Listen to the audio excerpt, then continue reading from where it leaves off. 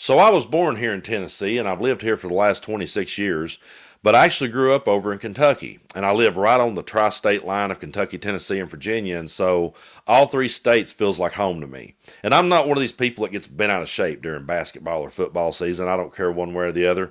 I get really cracked up when someone's like, "I hate Kentucky, I hate Tennessee," and I'm like, "You're literally 5 minutes from it. Like, why do you? It's home to us. Why are you getting that worked up over a game?" I'm the type of person that if Tennessee's playing Alabama, I'm pulling for Tennessee. No disrespect to my Alabama listeners. And if Kentucky's playing Alabama, I'm going to pull for Kentucky because this is just home to me. And I'm not going to get bent out of shape over something like that and make it my entire identity and argue over something like that. So, mainly because I just want to see people in my part of the world do good. And that's why that I started doing this kind of content, because I just saw them getting so caught up in these culture wars and so caught up in things that would have no effect on their lives whatsoever.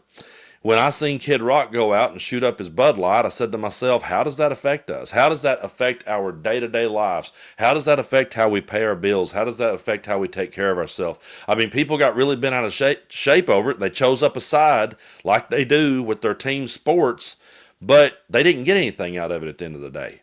And I see people in my part of the world constantly bitch about Starbucks, and I'm like, just don't shop there. You're not anyway.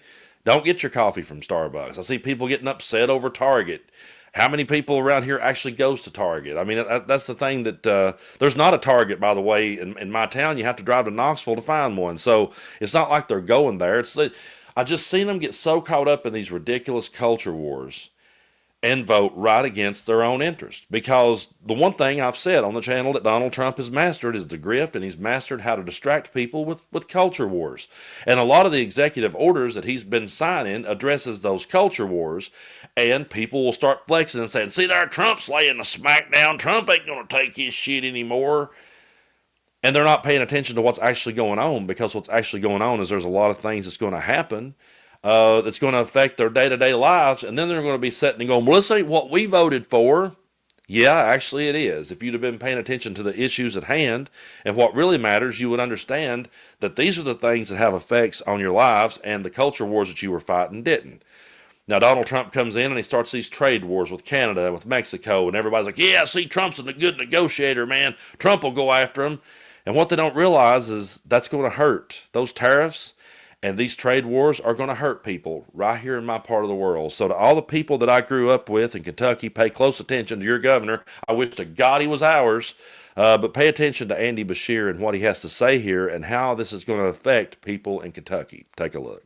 Reverend, I've been hearing from everything from the biggest businesses in Kentucky that employ thousands of people to the small businesses that see the costs that they're going to incur from this.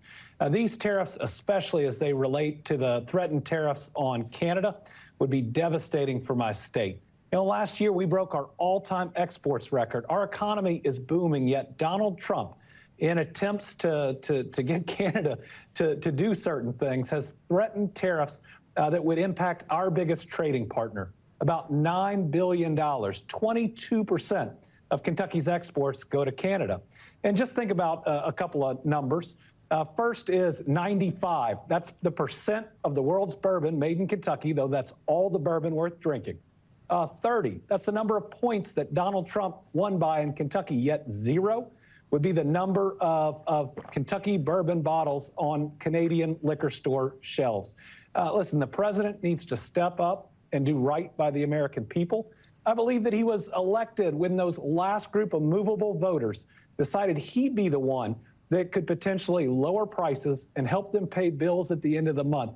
Yet that's the last thing he's doing, signing EOs on culture war issues and anything but looking at how his actions impact the American people and whether or not they can afford to pay those bills at the end of the month. He's right. There are a whole lot of people out there who voted for Donald Trump because they thought that he would be the one to bring the prices back down. And they're not getting that. They are not getting what they voted for. Instead, they've got the Gulf of America. And how's that working out for them? How does that help them put food on their table? How did that help bring prices down? How did that help them to take care of their sick parents? Or how did that help them to take care of themselves? It's one of these flexes that Donald Trump does for political theater and makes people think that he's some sort of great negotiator and great leader. But he abandoned what he was running on, and now he's over here doing all of these things to distract people from the fact that he didn't do what he said he was going to do. You see, there's two types of voters in this world. There's people like me who wants to sit back and listen to someone like Andy Beshear speak common sense and explain to me how things work and explain to me how things are going to affect me and my family. And then there's other people who wants WWE. There's other people who wants this entertainment. There's other people that wants to be able to own libs and own. I don't want any of that. I'm not here to own MAGA. I'm not here to punch down at people. I'm not here to win a culture war. I don't give a damn about a culture war. What I care about is our people and how they're going to live day to day. And if that's what they really was about, if they were in agreement with me that, hey, we just want to do good, then they need to understand that what they voted for, they're not getting it. And they should be offended at the fact that they're not getting it. They should be offended that someone played them and made them believe in things that was never going to happen. And now they're getting the Gulf of America. Now they're getting all this ridiculous, like he said, all these executive orders that he signs. Yeah, it affects the culture wars and they flex, but it has no substance to it. It affects their day-to-day life in no way, shape, form, or fashion whatsoever. And we talked in a previous video about the Department of Education and how that's going to, if Trump was to abolish that, how much that's going to hurt people in Kentucky. So let's take a look at Andy again, explain this in a reasonable way. Take a look. I'm concerned because in the past 2 weeks, they've turned off Medicaid for a full day. Those are hundreds of thousands of Kentuckians and tens of millions of Americans, including a lot of children that would be harmed. For a while, they paused a large portion of our state highway funds to us and to other states. Those are the quality of our roads and bridges and how safe our people are when they drive on them. If they eliminated the Department of Education and its funding, that's $500 million in meals, in breakfasts, and in lunches for our kids that otherwise might go hungry. So if Elon Musk and Donald Trump do what they're saying they're doing, the result are hungry children. The result are people not getting the health care they need. So how many times have we heard MAGA use the phrase America first? And how many times have we heard them say things like, if we had all that money we was wasting on Ukraine, we could help people right here at home? Well, don't we want to help our own children? What is so radical? Can someone explain to me how that children having free lunch at school is a radical idea? I mean, when Donald Trump wants to talk about far-left lunatics, am I a far-left lunatic because I think that all kids should be able to go to school and eat and the parents shouldn't have to worry about it? Do you realize the added pressure this would be? You want to talk about the grocery bill being high and the grocery bill getting higher. Okay, now you're going to have to pay for your kid to eat when it goes to school. How's that going to work out for you? Again, these culture wars do nothing but divide. These culture wars do nothing but distract. And they ran on no new wars. And then Trump says, I want to own Gaza. I want to level it. We're going to make it Mar-a-Lago is what Nancy Mace was saying. Put Mar-a-Lago in Gaza. How's that going to help you? How's it going to help your family? How's it going to help people right here in this part of the world? Every time you hear a right-wing talking head speak, they come out swinging with the radical left, and they lump people like me in with that.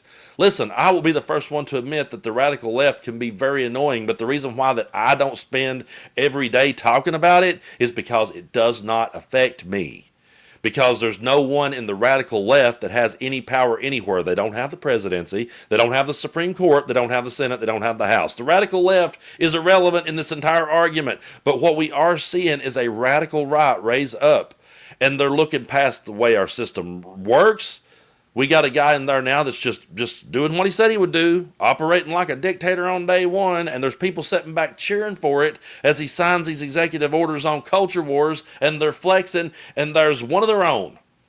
There's one of their own. For all the people I grew up with in Kentucky, there's a real Appalachian telling you how it really works, and meanwhile, you're going to ignore everything he says, and you're going to go listen to a billionaire who never one time lived the life that you live, never one time struggled the way that you struggled. Not once.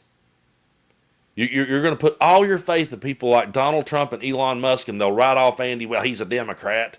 Can't listen to nothing he's got to say. When he's laying it out in plain English, he's laying it out as plain as he can. This is what's going to happen as a result of these tariffs. This is what's going to happen if the Department of Education gets abolished.